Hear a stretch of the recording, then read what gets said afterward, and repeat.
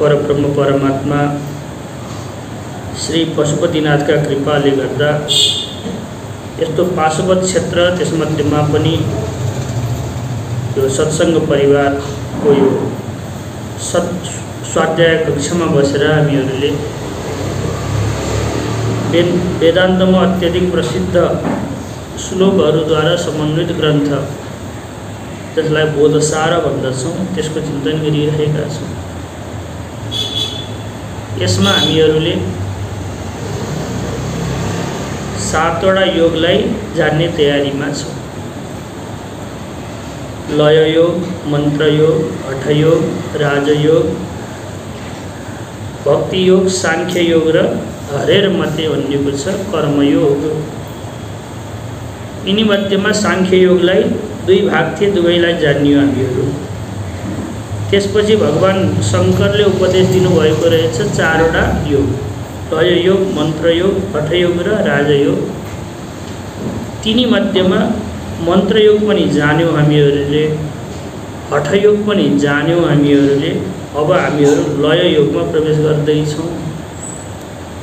अब हिजोका पावन प्रसङ्गहरू सुन्यो भने हामीहरू कता अल्झिन्छौँ फेरि। तसर्थ यो नयाँ प्रकरणमा प्रवेश गर्नुभन्दा पूर्व थोरै भगवानको नाम संकीर्तन गरौँ र प्रवेश गरिहालौँ।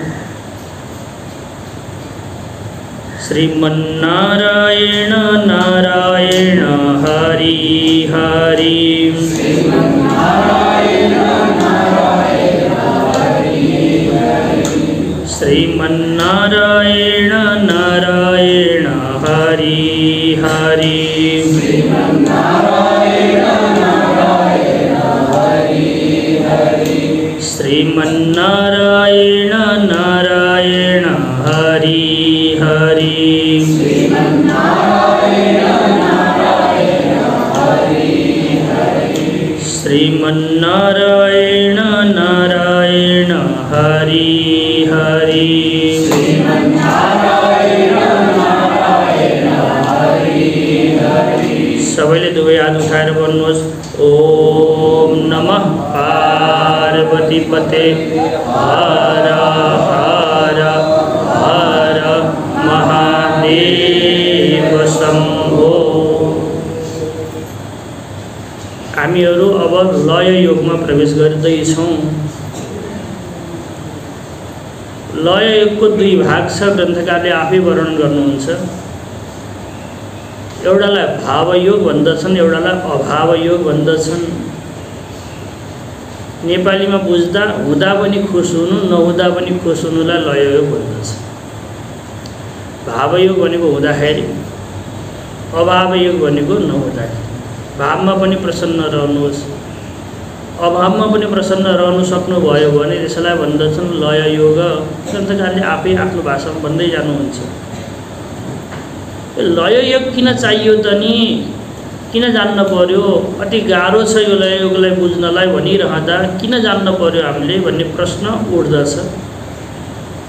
त्यो प्रश्नको उत्तरमा ग्रन्थकारले सुरुवातमै भन्नुभएको छ, यो कारणले मुनिहरूले लय योगलाई धेरै फोकस गर्दछ, मतलब धेरै मेहनत गर्दछन् लय योग बुझ्नको लागि। यो कारण हो भनेर उहाँले सम्झाउनु भयो।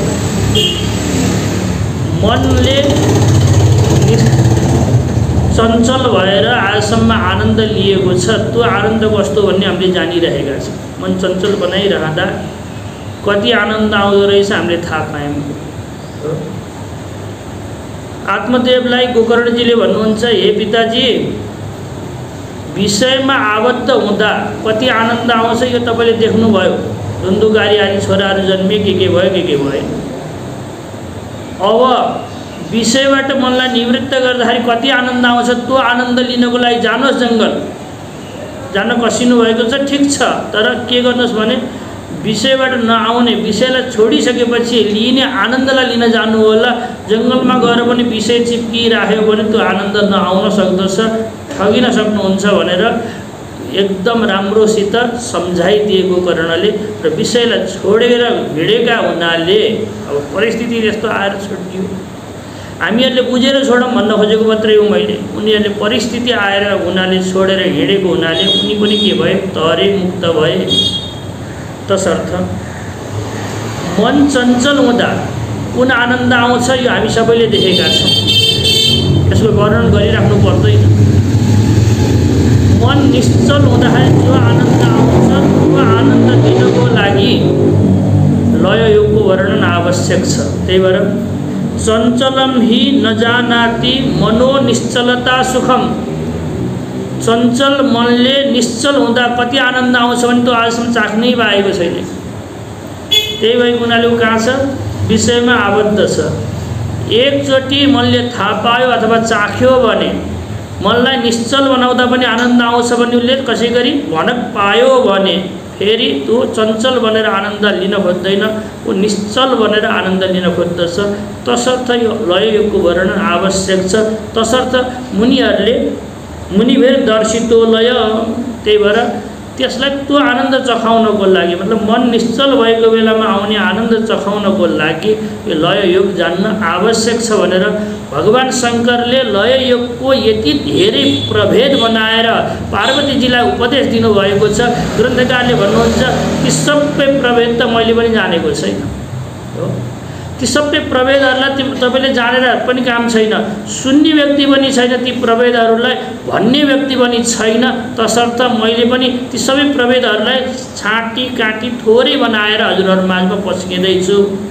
आख्याता सम्मुना गौरी यसङ्ख्याता लयक्रमा, लयको क्रम अथवा लयका सिद्धान्तहरू नाना प्रकारका भगवान शङ्करले गौरी भनेको पार्वतीजीलाई नाना प्रकारले उपदेश दिनुभएको छ। तर के न गेया, अब कसको फुर्सद छ त्यत्रो जान्ने? के न वर्ण्या, को छ त्यस्तो लयको वर्णन गर्ने?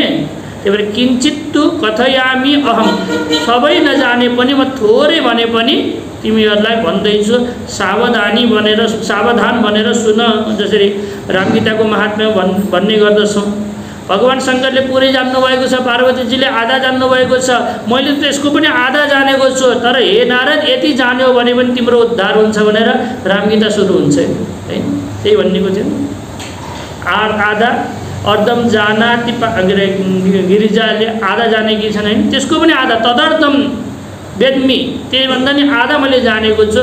तर यो तत्त्व जान्यो भने पनि तिमी मुक्त हुन्छौ भनेर जसरी रामगीता सुरु हुन्छ त्यस्तै प्रकारले ग्रन्थकारले भन्नुहुन्छ भगवान शङ्करले भनेको त्यो शब्द राशिमा त त्यो ठुलो लय योगमा थोरै छ। त्यो थोरैलाई पनि अझै थोरै बनाएर मैले हजुरहरूमा पस्किँदैछु, सावधान बनेर सुनिदिनु होला। यो लय योग सुन्नुभन्दा बुझ्नुभन्दा पहिला एउटा सानो चिन्तन गरिहालौँ अनि भित्र प्रवेश गर्न सजिलो हुन्छ।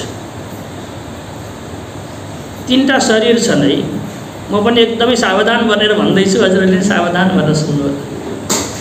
किनकि लयको वर्णन गर्दाखेरि पनि गाह्रो छ। हठयोग त मैले गर्दै गरिनँ, त्यसमा अत्यधिक सावधान हुनुपर्ने थियो। तर लयको वर्णन गर्छु भनेर कसिएको छु, तसर्थ म पनि सावधान छु, हजुरहरू सावधान हुनुपर्छ। तीनटा शरीर छन् है, जानिरहेको थियो। एउटालाई स्थूल शरीर भन्दछन्, अर्कालाई सूक्ष्म शरीर भन्दछन्, अर्कालाई कारण शरीर भन्दछन्। यी तीन शरीर मध्येमा स्थूल शरीरले कर्मयोग र हठयोग गर्नको लागि अत्यधिक सहयोग गर्दछ। कर्मयोग गर्नको लागि र हठयोग गर्नको लागि सबैभन्दा ठुलो आवश्यकता स्थूल शरीरको रहन्छ। 7वटा योग थियो नि।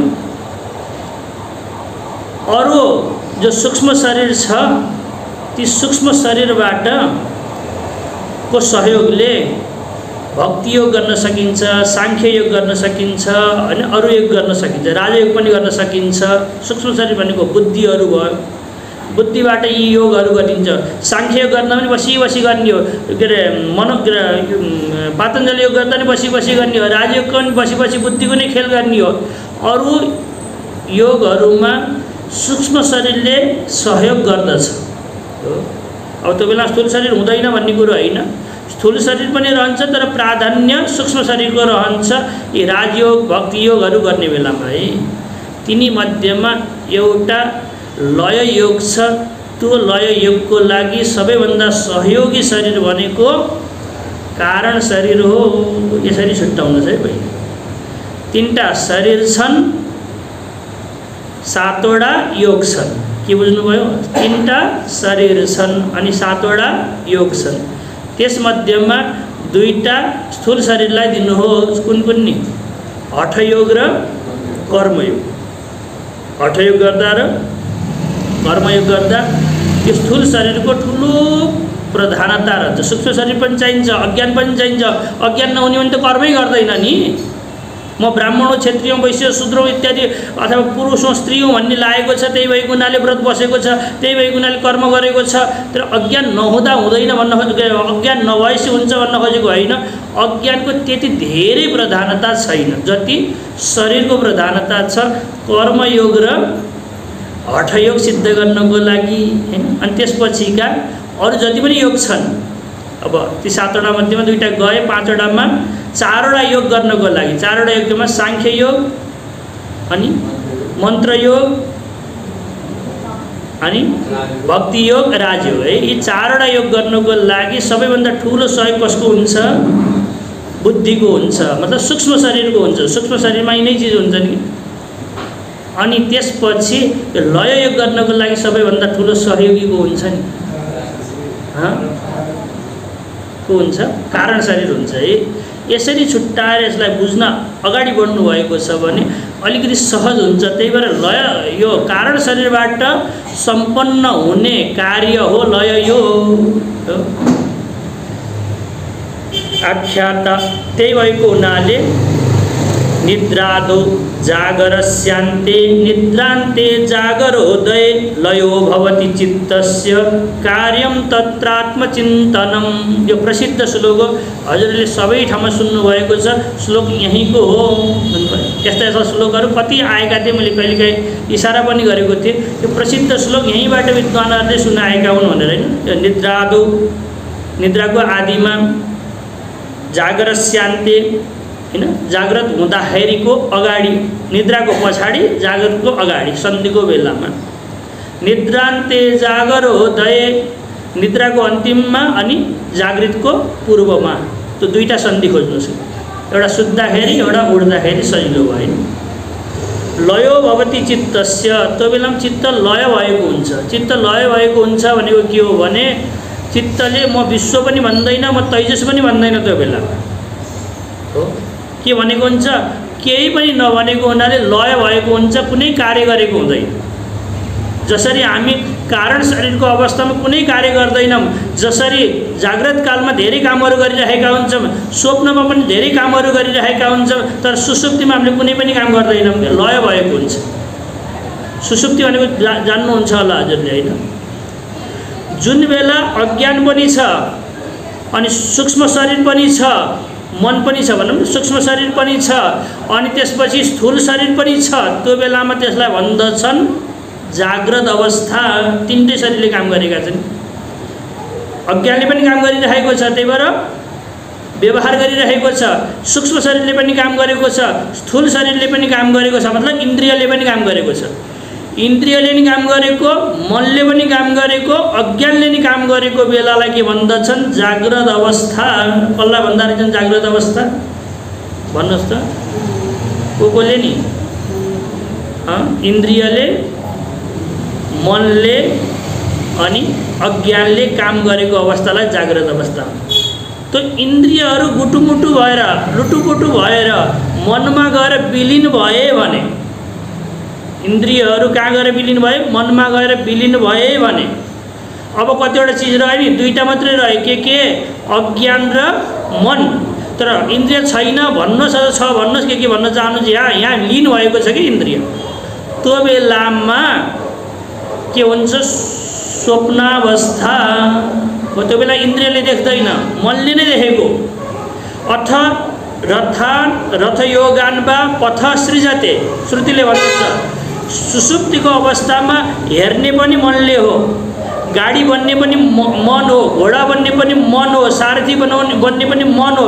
जति पनि चिज तपाईँले स्वप्नमा देख्नु भएको छ ती सबै मन मात्रै हो। त्यहाँ पिल्लर पनि मन हो, पंखा पनि मन हो, जति पनि चिज देख्नु, फुल पनि मन हो।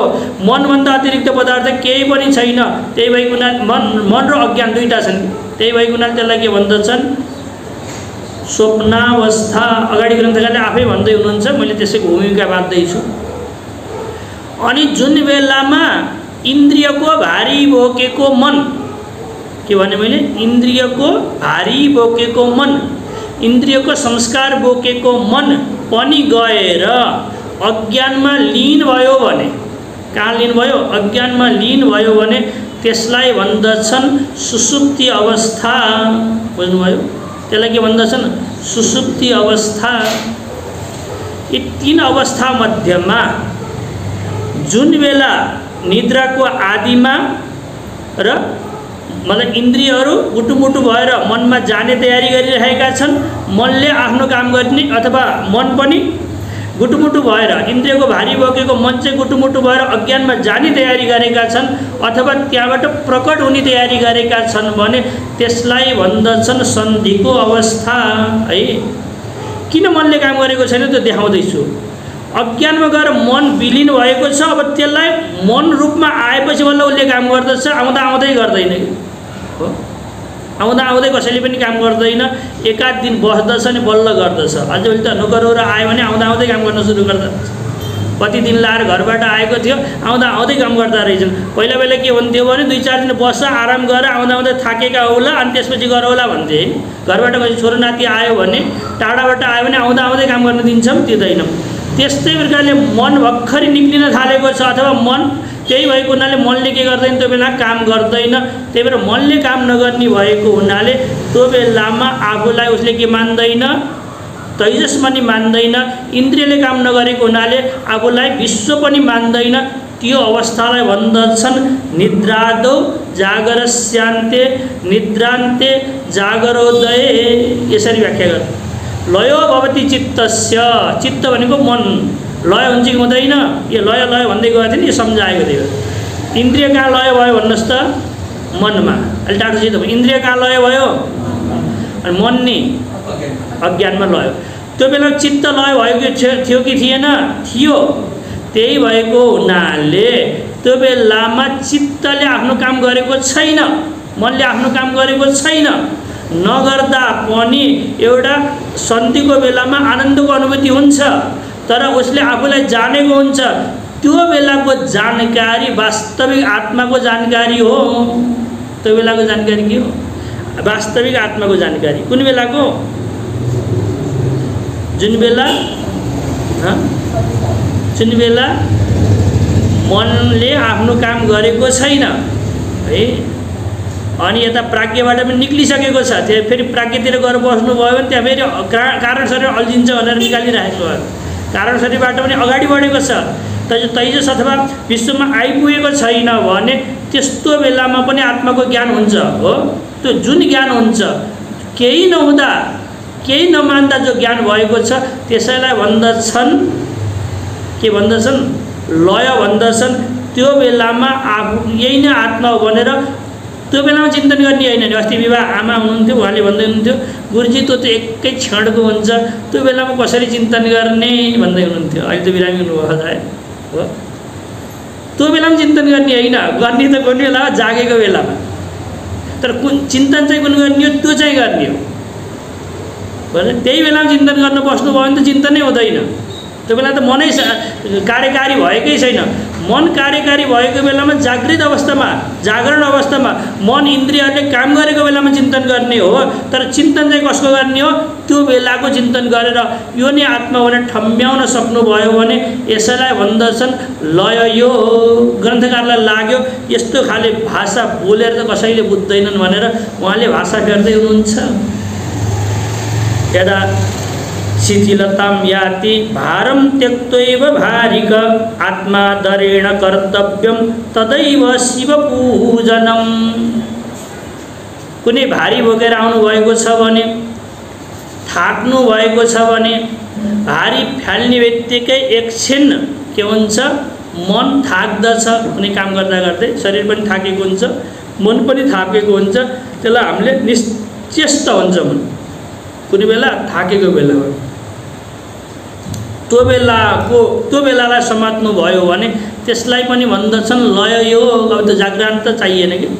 भारी बोकेर आउनु भएको थियो, थाक्नु भएको थियो त्यसरी भारी फ्याल्नु भयो भने एउटा आनन्दानुभूति आउन थाल्दछ है, आनन्द हुन थाल्दछ। त्यो बेलामा आनन्दानुभूति हुन थाल्दछ अथवा मनले अमनी भावलाई प्राप्त गरेको हुन्छ, मन निश्चल बनेको हुन्छ, थाकेर विश्राम गर्न थालेको हुन्छ। त्यो बेलामा आत्माको चिन्तन गर्नु, यो बेलाको जो स्थिति छ त्यो नै आत्मा हो भनेर चिन्तन गर्न सक्नुभयो भने यसलाई यसलाई लययोग भन्दछन्। अलि गाह्रो भयो पनि ग्रन्थकारले अझै सम्झाउनुहुन्छ, भएन अझै बुझिएन। एउटा भारी फ्याँक्दा, एउटा मन नजाग्दा, होइन, मन नजाग्दा र भारी फ्याँक्दा दुईटा दृष्टान्त। यदा यदा शिथिलताम याति चित्तम, यदा यदा शिथिलताम याति चित्तम तदा तदा चिन्तनीयो महेशानस्तदेव शिवपूजनम। जहिले जहिले मन थाक्दछ र स्तब्धि भावलाई प्राप्त गर्दछ, मैले सोच्नै सकिनँ भन्छ, एकदम थाकेको छु भन्छ, अथवा एकदमै अप्ठ्यारामा छु, सोच्नै सकेको छैन, किम कर्तव्य विमूढ बनेको छ, मतलब केही गर्दै गरेको छैन, सोच्दै सोचेको छैन भने त्यो बेलालाई नै चिन्तन गरेर बस्न सक्नुभयो भने त्यसैलाई भन्दछन् लययोग, त्यसैलाई भन्दछन् भगवान शङ्करलाई अत्यधिक प्रिय लाग्ने कार्य, त्यसैलाई हामीले भन्दछौँ शिवपूजन। लौ, शिवपूजन कस्तो खाले गर्ने रहेछ हामीले भने मन निश्चेष्ट भएको बेलामा, मन कार्यकारी नभएको बेलामा हो, शिथिल भएको बेलामा, त्यही भएर कर्मकाण्ड गर्नुहोस् भन्छन् कि धेरै कर्मकाण्ड गर्दा गर्दै थाक्दछ मन, अनि मन थाकेको बेलामा त्यो क्षणलाई खोज्नको लागि कर्मकाण्ड गराएको हजुरबाट, हजुरलाई यता र उता दुखुराएको, यता र उता गराएको, किनभने थाकेर सुस्केर मार्ने भन्छ नि, एउटा गरेर बस्छ हो। त्यो बेलालाई चिन्तन गर्न सक्नुभएको छ भने त्यसैलाई भन्दछन् शिवपूजन। चिन्तनीयो महेशान तदेव शिवपूजनम। भगवानले गीतामा पनि भन्नुभएको छ, यतो यतो निश्चरति मनश्चञ्चलम अस्थिरम। जहाँ जहाँबाट मन निक्लिन थाल्दछ त्यहीँबाट, जहाँ जहाँ मन जान थाल्दछ त्यहीँबाट फर्काइहाल।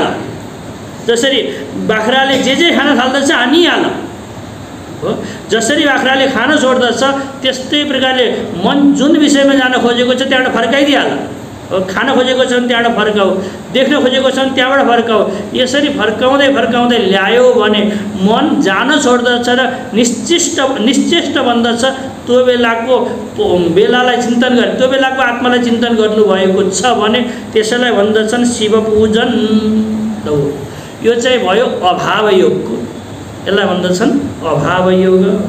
भनेको केही नभएको बेला, केही चिन्तन नगरेको बेलामा तपाईले परमात्मा जान्नुभयो भने, त्यो बेलालाई अथवा त्यो बेलाको आत्मालाई परमात्मा जान्नुभयो भने यसलाई भन्दछन् अभाव योग, यसलाई भन्दछन् वास्तविक लय योग। अब ग्रन्थकारले भन्नुहुन्छ सर्वेष्टानिष्ट भावानां इष्टत्वेनैव भावनात् निराग द्वेषता चित्ते सासैव शिवपूजनम्। अब अर्को आउँदछ भावयोग। एउटा थियो अभावयोग। लययोगका पनि दुईटा गति छन् है, दुई प्रकारको छ लययोग। के नि, एउटा भावयोग, एउटा अभावयोग। अब ग्रन्थकारले भावयोग अभावयोगबाट भावयोगतिर लाने तयारी गर्दै हुनुहुन्छ। अलि सजिलो हुन्छ यो भाषा। सर्व मतलब सबै इष्ट अनिष्ट भावानां, कहिले इष्ट पदार्थ आइपुग्छ, चाहेको पदार्थ आइपुग्छ, कहिले नचाहेको पदार्थ आइपुग्छ, दुईटा पदार्थ आइपुग्छ। त्यो बेलामा के भन्नु, इष्टत्वेनैव भावनात्, यो चाहेको पदार्थ पनि मेरो हितको लागि आएको, यो नचाहेको पदार्थ पनि मेरो हितको लागि आएको भनेर चिन्तन गर्न सक्नुभयो भने यसलाई के भन्दछन् भावयोग, मतलब लय योग भन्दछन्। के भने मैले, चाहेको पदार्थ आउँदा पनि र नचाहेको पदार्थ आउँदा पनि यो मेरो कल्याणको लागि नै हो भनेर चिन्तन गर्न सक्नुभयो भने यसैलाई भन्दछन् लय योग। के बुझ्येन? हामीहरू के गर्दछौँ भने इष्ट पदार्थ आउँदाखेरि चाहिँ यो राम्रो भयो भन्दछौँ, स्वीकार गर्दछौँ, अनि अनिष्ट पदार्थ आयो भने स्वीकार गर्दैनौँ। तर परमात्माले हामीलाई अनिष्ट किन दिन्थ्यो र दिँदैन। अनिष्ट दिएको झैँ गरिरहँदा पनि उसले इष्टै दिएको हुन्छ कि। जसरी दृष्टान्त दिन्छन् हिन्दीका कविहरू, त्यो घैँटो अथवा कलश बनाउने बेलामा माथिबाट ठोकिरहेको हुन्छ, तलबाट हात भित्रबाट हात लगाइरहेको हुन्छ। आमा बुवाले छोरा नातिलाई गाली गरिरहँदा पनि भित्रबाटै सुध्रियोस् भन्ने भावना हुन्छ। त्यस्तै प्रकारले परमात्माले पनि अनिष्ट दिएको झैँ गरेको छ, तर तपाईँ हाम्रो कृपा गर्नको लागि अनिष्ट दिएको क्षति पुर्याउनको लागि होइन भनेर चिन्तन गर्न सक्नुभयो भने कहिले के दिन्छ कहिले के दिन्छ। एउटा कृषक थिए कि कृषक, उनकी दुईटा छोरी रहेछ। दुईटै छोरीलाई विवाह गरिदिए। धेरै वर्षपछि छोरी भेट्न भनेर हिँड्दाखेरि पहिलो छोरी चाहिँ कुमालका विवाह भएको रहेछ, जसले चाहिँ घैँटो बनाउँदछ। अनि त्यहाँ गएर छोरीको हालचाल सोध्नु पर्यो, चेलीबेटीको हालचाल सोध्नु पर्यो भनेर गएका थिए। जाँदाखेरि सबै ठिक भेट्टाएपछि उसले कयौँ महिनाबाट माटो बोकेर ल्याएर त्यो काँचो घैँटो पकाइ भ्याएको थिएन, त्यो चाहिँ बारीभरि सुकाएको रहेछ। छोरीले भनिन्, बुवा हजुरको मन सच्चा छ, राम्रो छ, कहिले हजुरको मनले अशुभ चिन्तन गरेको छैन। तपाईले परमात्मासित प्रार्थना गरिदिनुहोस् न, पानी नपरोस् भने। पानी पर्ला जस्तो भएको छ, बादल लागेको छ। पानी पर्यो भने मेरा घैँटा के हुन्छन्, सबै माटो हुन्छन्, पाकेका छैनन् नि। अनि मेरो 6 महिनादेखिको मेहनत के हुन्छ, यी घैँटा गए भने हामीले खाना पाउँदैनौँ, हाम्रो सबै गाह्रो हुन्छ। पिताजी यति प्रार्थना गर्नुहोस्। पिताजी ठिकै छ, विचार गरौँला भनेर निक्लिनुभयो। अर्का छोरी कहाँ जाँदाखेरि बादल देखेर उसले के लगाएको रहेछ, मकै लगाएको रहेछ। अब बादल गयो भने त ती मकै सबै घरमा भएको बिउ, अब बिउ छँदा नि छैन, यति बिउ थियो। बादल देखेर हामीले लगायौँ, पानी परेन भने बर्बाद हुन्छ। त्यही भएको हुनाले प्रार्थना गरिदिनुहोस् कि पानी परोस्। कुराहरू संक्षेपमा बनाएँ मैले। अब के गर्ने भन्नुहोस् त बसेर। पानी पार्दा पनि एउटाको विघ्न हुन्छ, पानी नपार्दा पनि अर्काको विघ्न हुन्छ। त्यस्तै प्रकारले कुनै चिज पदार्थ हामीलाई आएको छ भने राम्रो आओस् चाहे नराम्रो आओस्, त्यसले के गर्दछ, हाम्रो रक्षा नै गरेको हुन्छ। त्यही भएर भागवतमा एउटा प्रसङ्ग आउँदछ, जब बलि महाराजसित वामनजीले दुई चरण त पाउनु भएको जमिन हो, तेस्रो चरणको कुरा भएको थियो। तेस्रो चरण देऊ भन्दा अब के दिने, एउटा चरणले माथि नापिदिनु भयो, एउटा तल नापिदिनु भयो, बाँकी नै छैन। त्यसो हो भने तिमीले आफ्नो काम गर्न सकेनौ, म बाँधेर पल्टाउँछु भनेर रसीले बाँधेर बलिलाई पल्टाइदिनु। ब्रह्माजी दुर्दै आउनुभयो पाल्दै, उहाँले प्रार्थना गर्नुहुन्छ, दुर्वाङ कुरै भनेको कसैले दुबाको टुप्पो चढायो भने आफ्नो सर्वस्व दिने परमात्मा हजुर होइन र? आज वामनले आफ्नो सर्वस्व समर्पण गर्यो, तर पनि हजुरले उसलाई सम्पदा सुख समृद्धि दिन छोडेर के गर्दै हुनुहुन्छ, बाँधेर पल्टाउनु भएको छ। यो मैले बुझिनँ भनेर प्रार्थना गर्नुहुन्छ। त्यसपछि वामनजीले भन्नुहुन्छ, ब्रह्मन् यम अनुगृह्णामि तद् विश्वविदोनोम्यहम् यन मदस् पुरुषस्तब्ध लोकम माम चावमन्यते। हे ब्रह्माजी, तपाईले मेरो यो गतिलाई बुझ्नु हुँदैन। जसलाई मैले अनुग्रह गर्दछु त्यसको मन जहाँ जहाँ आसक्त भएर डुब्छ कि जस्तो लाग्दछ, त्यो पदार्थैमा निकालिदिन्छु। धनमा आसक्त भएर डुब्छ कि भन्ने हो भने धन निकालिदिन्छु। कहीँ परिवारमा आसक्त भएर डुब्छ कि भन्ने लाग्यो भने परिवार निकालिदिन्छु। जन्म रूप वय इत्यादि गणना गर्नुभएको छ अगाडि हो, केमा त्यसले आसक्त भएर त्यो डुब्दछ। मैले अनुग्रह गरेँ भने बल्ल त्यसलाई के गर्दछु, हटाइदिन्छु। अनुग्रह गरिनँ भने हटाउँदिनँ। हो भनिरहँदा के भयो भने प्रतिकूल दिँदा पनि दुःख दिँदा पनि परमात्माले के गरेको छ हामीहरूले वैराग्य प्राप्त गरेर परमात्मालाई बुझ्दछौँ कि भनेर मलाई दुःख दिएको भनेर तपाईले चिन्तन गर्न सक्नुभएको छ भने यसलाई भन्दछन् लय योग। सबै चिजलाई स्वीकार गर्न सक्नुभएको छ हो। एउटा मन्त्रीको कहानी सुनाउने गर्छ नि सन्तहरू, जो हुन्छ राम्रै हुन्छ भन्ने उनको थेगो रहेछ। राजाको औँलो काटिँदा पनि मुखबाट निक्लिहाल्यो, राजालाई लाग्यो मेरो अङ्गुली काटिएको छ, यसले जे हुन्छ राम्रै हुन्छ भन्दछ, परमात्मा कृपाले राम्रो भयो भनेछ, लर जेलमा हालिदिए इत्यादि कहानी सुनिराख्नु भएको छ। कालान्तरमा राजा बच्यो अङ्गुली काटिएको हुनाले हो, दुगुर्दै आयो, मलाई त परमात्मा कृपै गर्नुभएको रहेछ, यदि त्यो दिन अङ्गुली नकाटेका भए आज मेरो शिर काटिन्थ्यो। तर त्यो मन्त्रीलाई चाहिँ त्यत्रो दिन जेलमा बस्नु पर्यो, त्यसलाई अनुग्रह कहाँ गर्नुभयो त परमात्माले भनेर सोध्न आयो। हे मन्त्रीजी, परमात्माले जो गर्दछ त्यो त राम्रो गर्दछ, मेरो त्यो दिन अङ्गुली काटिदिएको थियो र टाउको काट्नबाट बच्यो। कहानी सुन्नुभएको छ, जान्नुभएको छ। तर तपाईँले के अनुग्रह गर्नुभयो? तपाईँलाई परमात्माले यत्रो दिन जेलमा राखेर कहाँ अनुग्रह गर्यो भन्दा उनले भन्दथे, मन्त्रीले भने तपाईँ गएपछि म पनि साथसाथमा सधैँ जान्थेँ, तपाईँको त अङ्गुली काटिएको थियो र बचेर आउनुहुन्थ्यो, म त साबुत थिएँ, म काटिन्थेँ, परमात्माले मलाई जेलमा राखेर अनुग्रह गर्यो। यसै प्रकारले जुन पनि कार्य तपाईँको नजिक आएको छ ती सबैमा अनुग्रहको भावना ल्याउन सकियो भने यसैलाई भन्दछन् लय योग। हामीले के गर्दछौँ भने दुःख पर्यो भने परमात्माले गाली गर्दछौँ, के बिगार्दिए तेरो तेरो, के गरिदिएको थिएन, यत्रो भजन गरेँ, पूजा गरेँ, पाठ गरेँ, यस्तै दिन देख्नुपर्छ, आज घन्टा पूजा बन्द, व्रत बन्द इत्यादि हुन्छ, के हो के भन्न थाल्दछौँ। तर परमात्माले जुन पनि कार्य गरेको छ हामीसित प्रसन्न भएर दुःख दिएको छ, दुःख दिएको छ भने पनि हामीलाई उद्धार गर्न चाहेको छ, उद्धृत गर्न चाहेको छ भनेर चिन्तन यदि गर्न सक्नु भएको छ भने यसैलाई भन्दछन् लय योग। सर्वेष्टा निष्ठभावानां इष्टत्वेनैव भावनात् निराग द्वेषता चित्ते सासैव शिवपूजनम्। अब हेर्नुहोस् है, अनिष्ट हो भन्ने बुद्धि राख्नुभयो भने तपाईँले द्वेष गर्नुहुन्छ, अनि इष्ट हो भन्ने मान्नुभयो भने राग गर्नुहुन्छ। यी दुईटै शत्रु हुन्। के मान्नुभयो भने यो इष्ट हो राम्रो हो भन्ने मान्नुभयो भने, गुण देख्नुभयो भने राग गर्नुहुन्छ, अनि दोष देख्नुभयो भने द्वेष गर्नुहुन्छ। यी कसले कसलाई उत्पन्न गर्यो?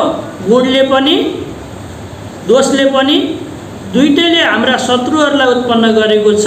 तसर्थ जसले इष्ट र अनिष्टमा सम भएर बस्न सक्दछ, त्यही भएर के अरे गोकर्णजीले भन्नुहुन्छ कहीँ पनि अब गुण दृष्टि पनि नगर्नुहोस्, दोष दृष्टि पनि नगर्नुहोस्।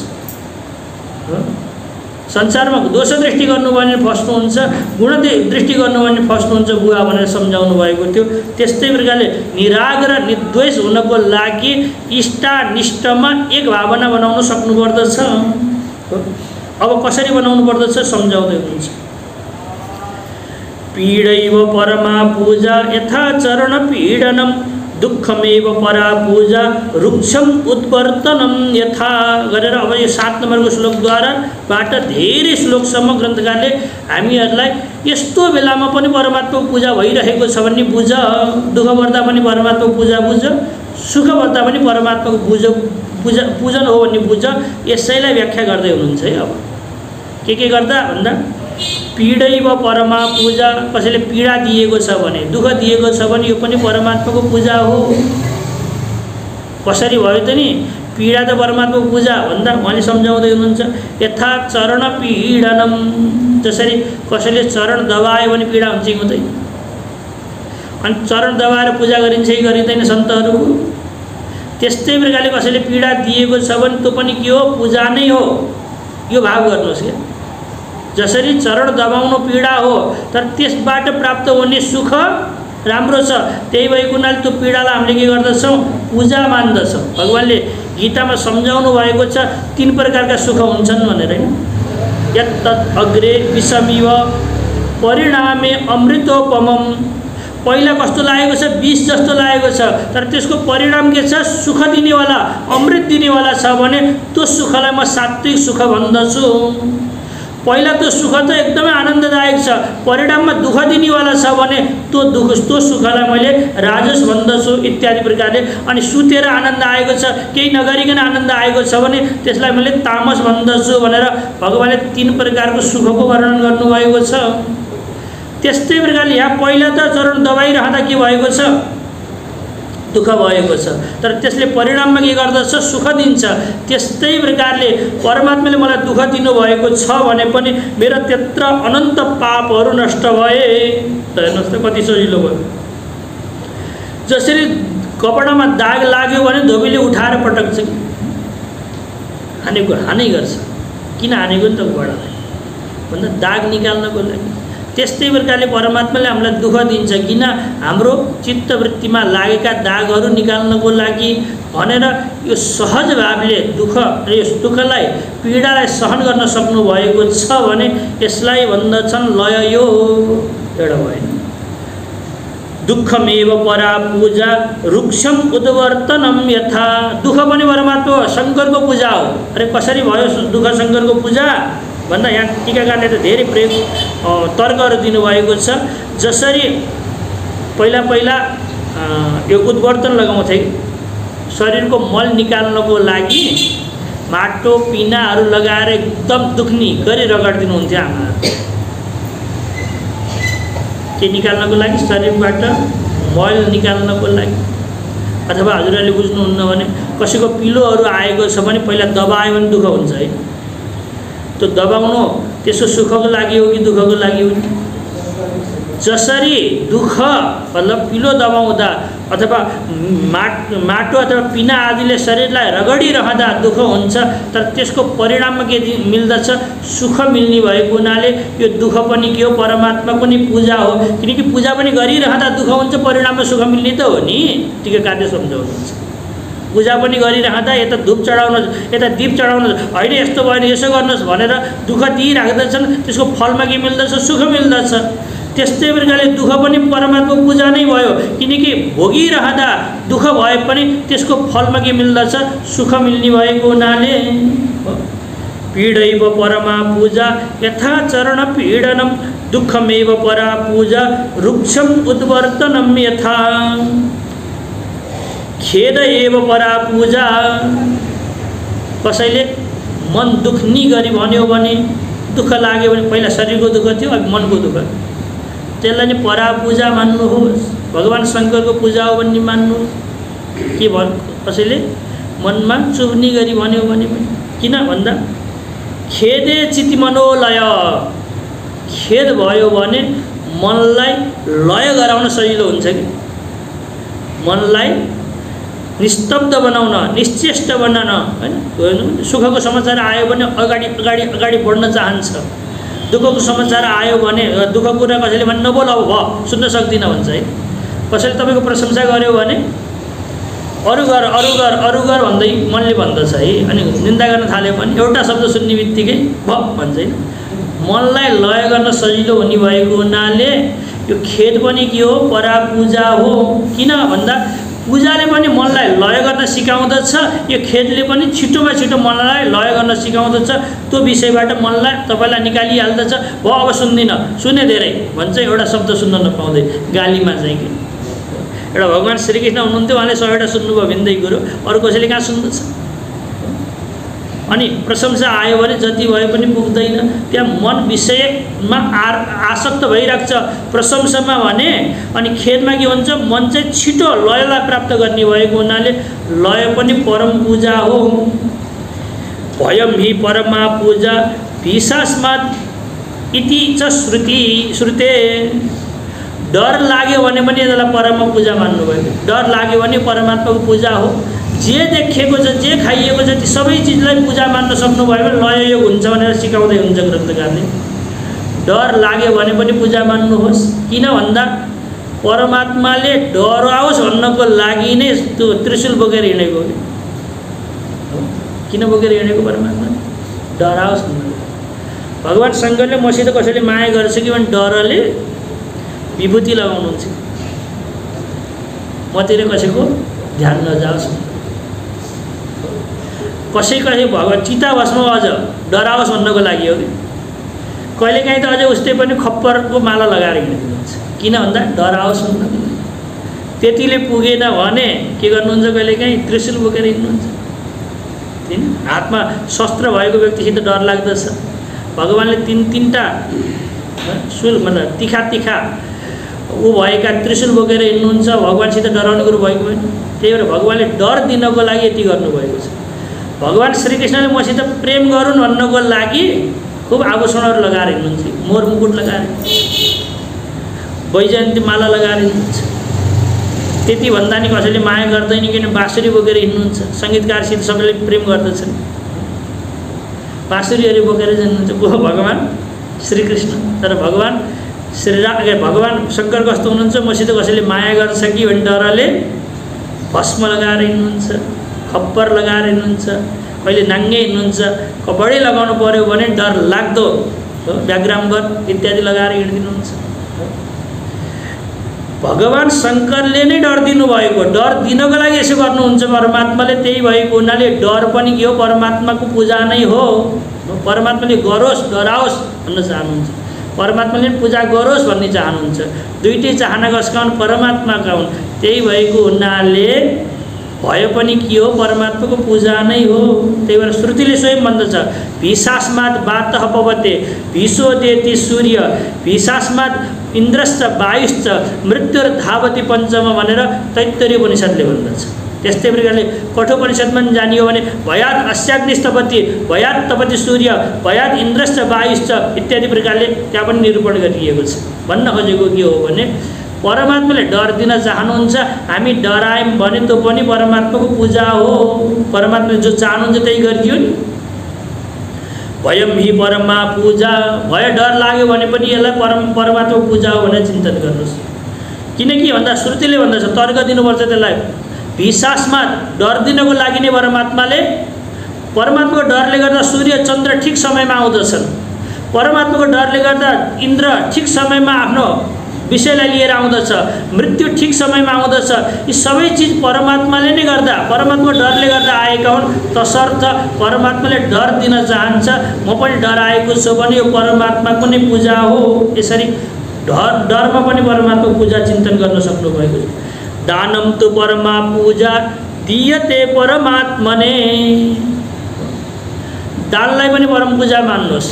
किन भन्दा कसलाई दिइन्छ भन्दा यो ब्राह्मण क्षेत्रीय वैश्य शूद्रलाई दिएको होइन, मैले त परमात्मालाई नै दिएको भनेर दिइन्छ। त्यही भएको हुनाले दान पनि के हो, श्रेष्ठ पूजा हो। किन भन्दा पूजामा यही त गरिन्छ नि, परमात्मालाई चढाइन्छ, दुध चढाउनुहोस् घिउ चढाउनुहोस् भन्दै दिइन्छ। अनि दान दिने बेलामा पनि यो देवदत्त यज्ञदत्तलाई नदिनुहोस्, कसलाई दिनुहोस्, परमात्मालाई दिएको। त्यही भएर ब्राह्मण कालो छ यस्तो कसैले हेर्दैन कि, छोटो छ कि नाटो छ कि, राम्रो छ कि नराम्रो छ हेर्दैन। हो भए पुग्छ। किन भन्दाखेरि मैले यसलाई दिएको होइन, मैले त परमात्मालाई दिएको भन्ने बुद्धि हुन्छ त्यसको। त्यही भएको हुनाले त्यही भएर दानम तु परमा पूजा, पूजाले जुन काम गर्दछ दानले पनि त्यही काम गर्दछ। अथवा पूजामा जे गरिन्छ दानमा पनि त्यही गरिन्छ। पूजामा पनि देवता उद्देश्यले द्रव्य त्याग गरिन्छ हैन, देवताको उद्देश्य गरेर द्रव्य त्याग गरियो भने त्यसलाई पूजा भन्दछन्। यो फुल लिनुभयो, त्यो आफ्नो थियो, मेरो थियो अहिलेसम्म, अब भगवान् शङ्करको उद्देश्य गरेर छोडिदिनु भयो भने त्यसलाई के भन्दछन्, पूजा भन्दछन्। अब फल भयो, दूध भयो, जति पनि पदार्थहरू छन्। दानमा पनि यही गरिन्छ। आफ्नो स्वस्वत्व निवृत्तिपूर्वक परस्वत्व स्थापना गरिन्छ। परस्वत्वमा परमात्मालाई हेरिन्छ। त्यही भएको हुनाले दान पनि के हो, परम पूजा हो।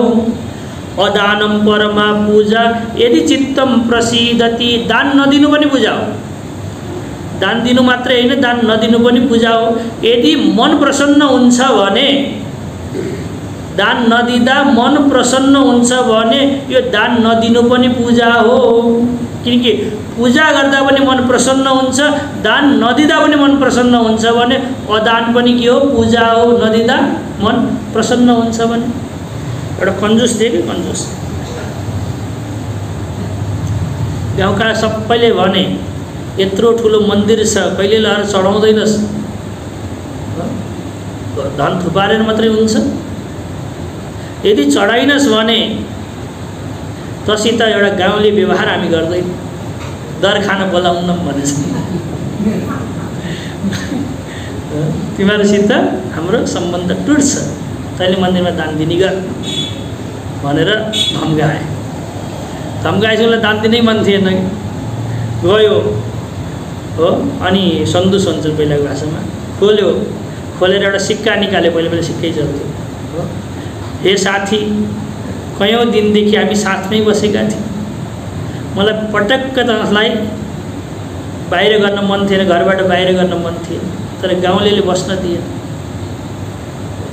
आज हाम्रो वियोग हुँदैछ, बडा दुखी छु म भनेर त्यो सिक्का निकालेर यहाँ समातेर गयो चढाउन गएको थियो। भिड थियो, लाइनमा बस्यो। जब दानपेट पात्र आउँछ नि दिने बेलामा निकाल्न पऱ्यो भने निकाल्न थालेको त ऊ रोएर आँसु बगाएको रहेछ, पसिना आएर भरिरहेको रहेछ। उसलाई के लाग्यो भने म मात्रै होइन दुखी भएको, त पनि दुखी भएको रहेछस्, रोएको रहेछस्, त्यही भएको हुनाले आँसु झारिरहेको छस्, चपक्क भिजेको छ। हो साथी, गाउँलेले जेसुकै भनुन्, म त तँलाई दुखी बनाउन चाहन्न भनेर उसले के गर्यो, ल्याएर राख्यो अनि प्रसन्न रह्यो। भन्न खोजेको नदिँदा यदि तपाईँ प्रसन्न हुनुहुन्छ भने, यदि चित्तम प्रसिद्धति प्रसन्न हुन्छ भने तपाईँले नदिनुलाई नै के मान्नुहोस्, पूजा मान्नुहोस्। अदानम परमा पूजा यदि चित्तम प्रसिद्धति रोगा एव परा पूजा। रोग पनि परम पूजा हो। यदि परमात्माले कृपा गरेर रोग दिनुभएको छ भने त्यसलाई पूजा मान्नुहोस्। किन भन्दा परमात्माले तपाईँलाई यही जन्ममा पाप सक्न चाहनुहुन्छ, अर्को जन्ममा तपाईँ आएर रोग भोग्न नपरोस् भन्नको लागि हो। मेरो माताजीको पनि माताजीलाई गाई पाल्ने आमा भन्छन् क्या, देवघाटमा चिन्थे पहिला गलेश्वर बाबाले एक दिन गण्डकी स्नान गरिरहँदा एउटा लामो शालिग्राम भेट्टाउनु भयो। भेट्टाएपछि काँडा हालेर बोकेर आउनुभयो गलेश्वर बाबा। आएर अनि अब मन्दिर स्थापना गर्नुपर्ने शिवलिङ्गको आकारको छ, यति लामो थियो कि विशाल थियो छ अहिले। अनि मन्दिर बनाउनु पऱ्यो भने मन्दिर बनाउनु भयो। मन्दिर बनाएपछि मेरो आमाको आमा उहाँ चाहिँ देवघाट बस्नुहुन्थ्यो। अनि उहाँलाई चाहिँ त्यो देवघाटको अहिले जो भवन बनेको छ नि, विद्यालय भवन, त्यो क्षेत्र त्यहाँबाट तलैसम्म अहिले जहाँ हजुरले विद्यालय देख्नुहुन्छ त्यो क्षेत्रदेखि तलैसम्म यो क्षेत्र तिम्रो भयो। यसलाई कसैले पनि विचलन गर्दैन, तर तिम्रो एउटा काम हो, गाईको दुध भगवान शङ्करलाई चढाउनु पर्दछ। गाई पालेर भगवान शङ्करलाई दुधको व्यवस्था गर भनेर उहाँले त्यो क्षेत्र जो पहिला आँपको बुट्टो थियो इत्यादि, त्यो अहिले विद्यालय बनेकोदेखि तलसम्मै खोलैसम्म त्यो क्षेत्र दिनुभएको थियो। दिएपछि अनि उहाँले गाई पाल्नुहुन्थ्यो, गाई पालेर दुध दिनुहुन्थ्यो। यसो गर्दा गर्दै उहाँको नाम के पर्यो, गाई पाल्ने आमा।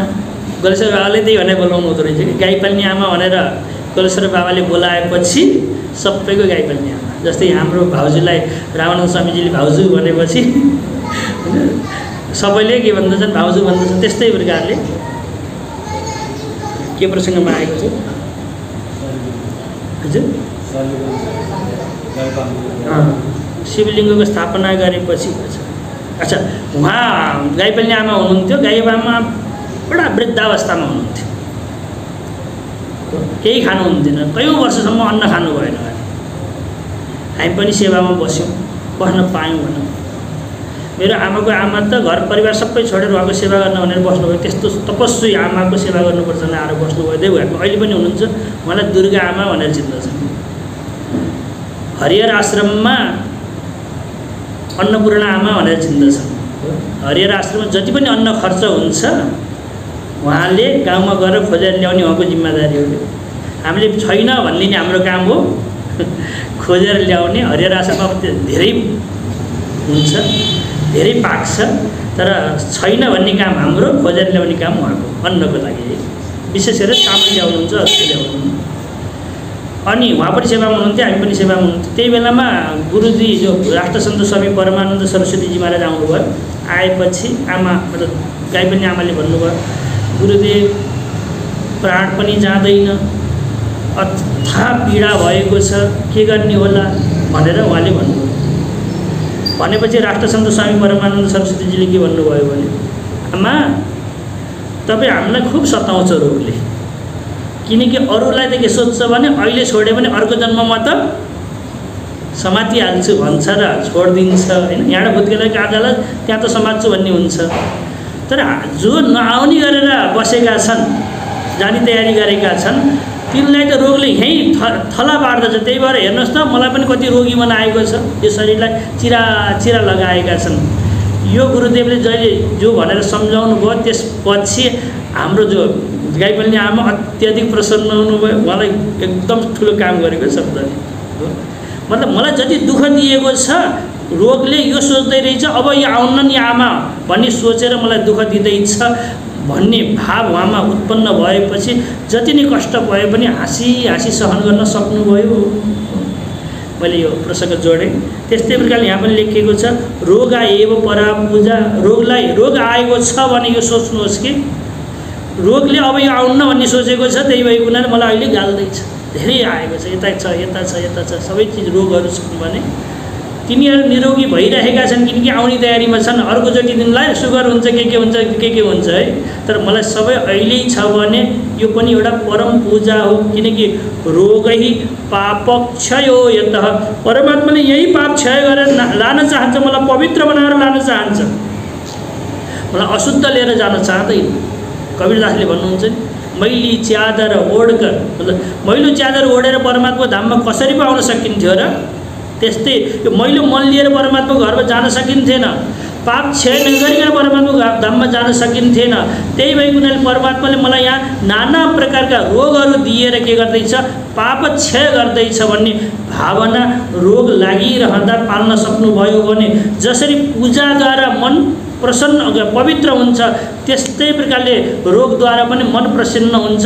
यो नै के हो, परमात्माको पूजा हो भनेर रोगलाई पनि स्वीकार गर्न सक्नुभएको छ भने यसलाई भन्दछन् लय यो। केलाई पनि स्वीकार्नु पर्यो, रोगलाई पनि। आरोग्यम परमा पूजा नैरोग्यम मुक्ति साधनम। यदि तपाईँको शरीर स्वस्थ छ भने पनि यसलाई परम पूजा मान्नुहोस्, किनकि स्वस्थ परमात्माले शरीर दिएको छ भने यसद्वारा मैले धर्म ब्रह्मलाई साधन गर्न सक्दछु, प्राप्त गर्न सक्दछु होइन। मैले ब्रह्मको चिन्तन गरेर बस्न सक्दछु, किनकि म स्वस्थ छु। त्यही भएको हुनाले परमात्माले मलाई स्वस्थ बनाएको, पूजाद्वारा पनि व्यक्तिलाई स्वस्थ बनाइन्छ। परमात्माले मलाई स्वस्थ बनाएको छ भने यो पनि पूजा नै हो। पूजाद्वारा पनि परमात्माको भजन गर्नको लागि बसिन्छ हो। स्वस्थ व्यक्ति पनि परमात्माको भजन गर्न बस्दछ। त्यही भएको हुनाले आरोग्यता मतलब स्वस्थता पनि के हो, पूजा हो।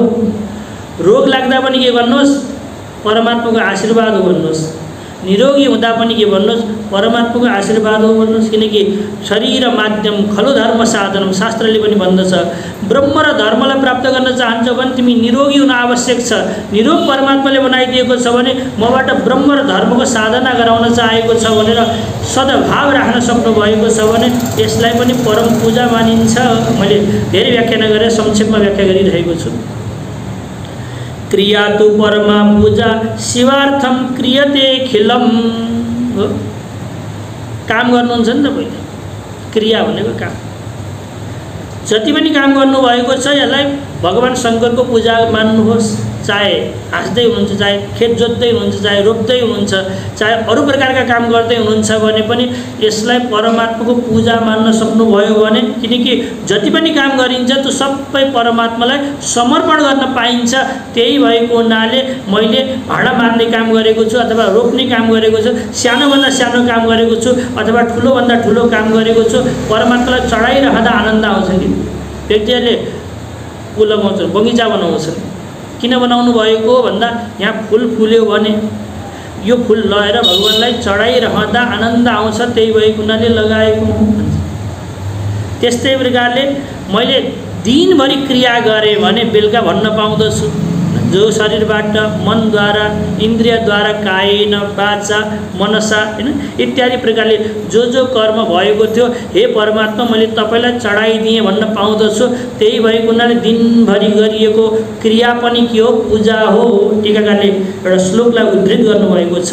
आत्मात्म गिरिजामति सहचर प्राण शरीरम गृहम पूजा ते विषयोपभोगर्चना निद्रा समाधि स्थिति संचार पदयो प्रदक्षिण विधि स्तोत्राणि सर्वागिरो यद्यत् कर्म करोमि तत्तदखिलं सम्बोधवाराधनम्। हे परमात्मा, हजुर मेरो आत्मा हो,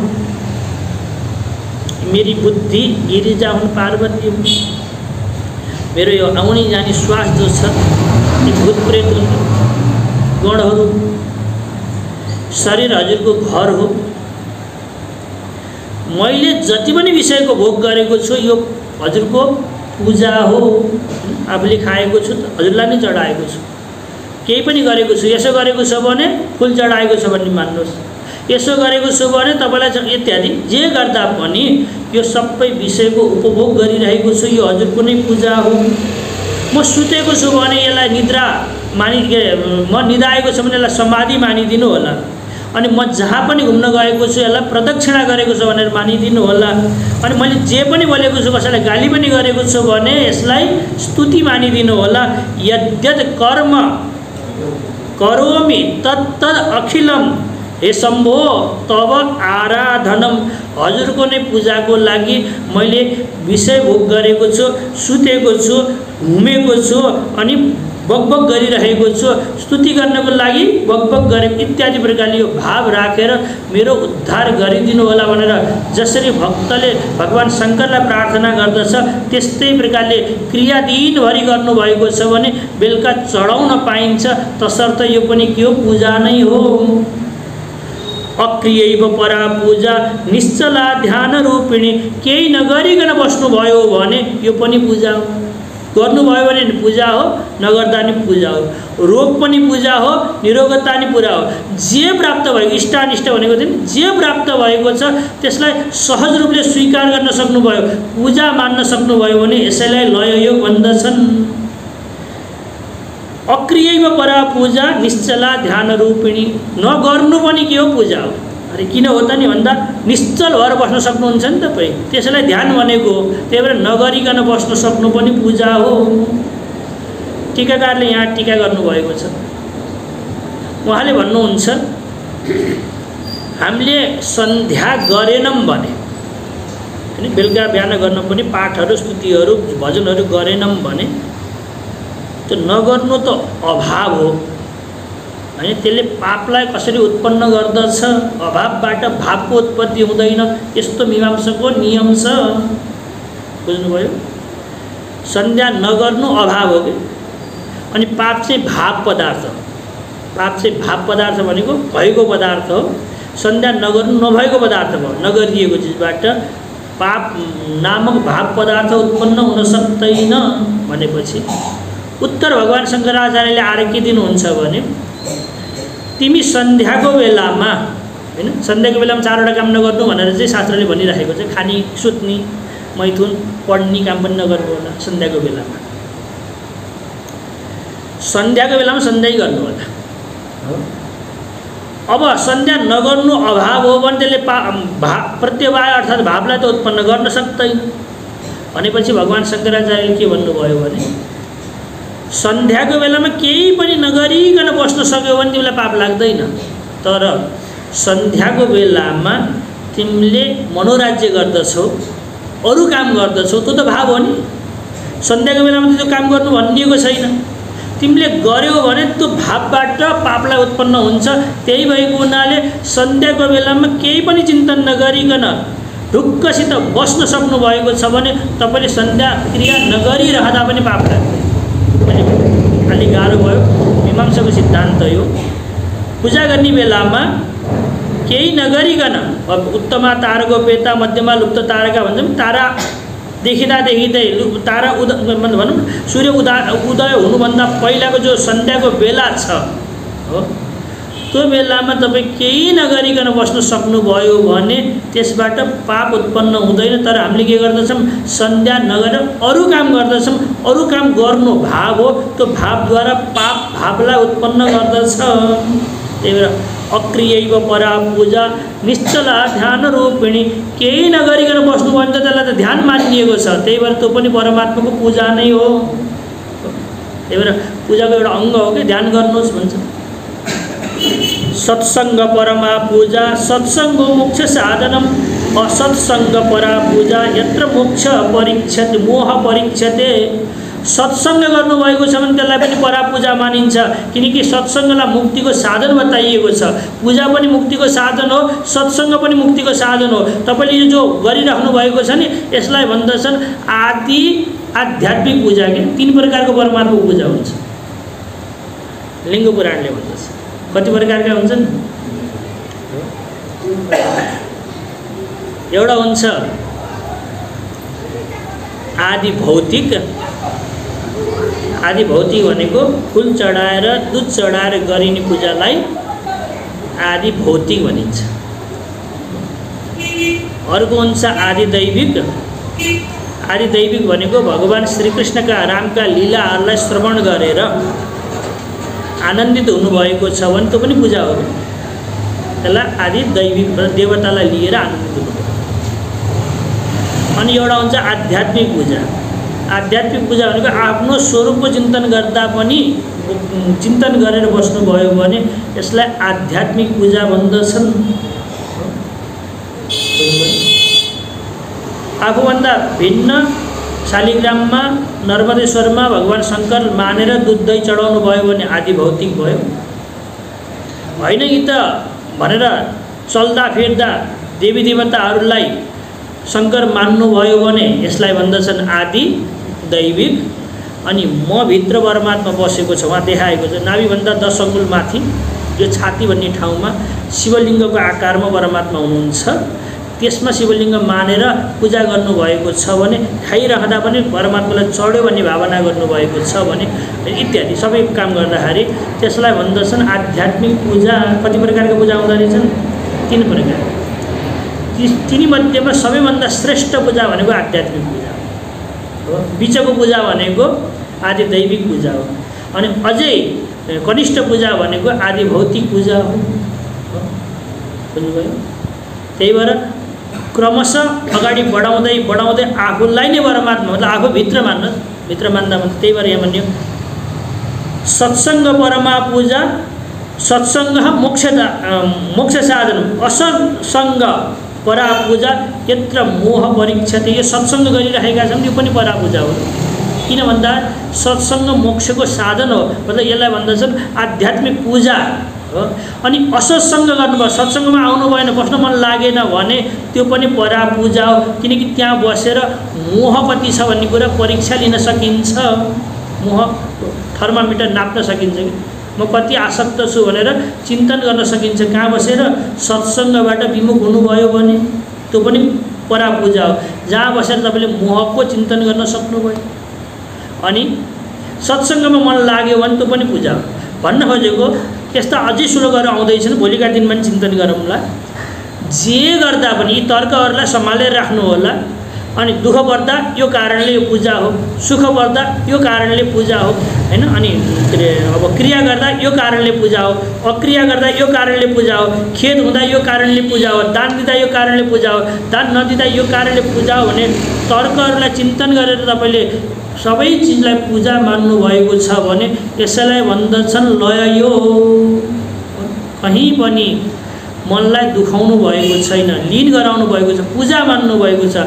दिँदा नदिँदा, हाँस्दा खेल्दा, हैन? अब सत्सङ्ग गर्दा नगर्दा सबै ठाउँमा मनलाई परमात्माको पूजा नै, मतलब यो सबै परमात्माको नै पूजा हो भनेर सम्झाउन सक्नु भएको छ भने यसैलाई भन्दछन् लय योग। यो लय योग अत्यधिक उपयोगी भएको हुनाले यहाँ ग्रन्थकारले धेरै लामो प्रकरणबाट व्याख्या गर्दै हुनुहुन्छ। करिब 36वटा श्लोक लेख्दै हुनुहुन्छ। हामीहरू 13 नम्बरका श्लोकमा पुगेका छौँ। भोलि पनि लययोगको यस्तै प्रकारको चिन्तन गर्दै ग्रन्थकारले उपसंहार गर्नुहुन्छ। त्यो भावलाई पनि देखेर अनि हामीलाई अझै एउटा भक्ति योगको निरूपण गर्ने इच्छा छ। कतिवटा योग मध्येमा 7वटा मध्येमा भक्ति योगको गरेर यो सत्रमा सक्ने, किनकि अब दिन पनि थोरै छन्।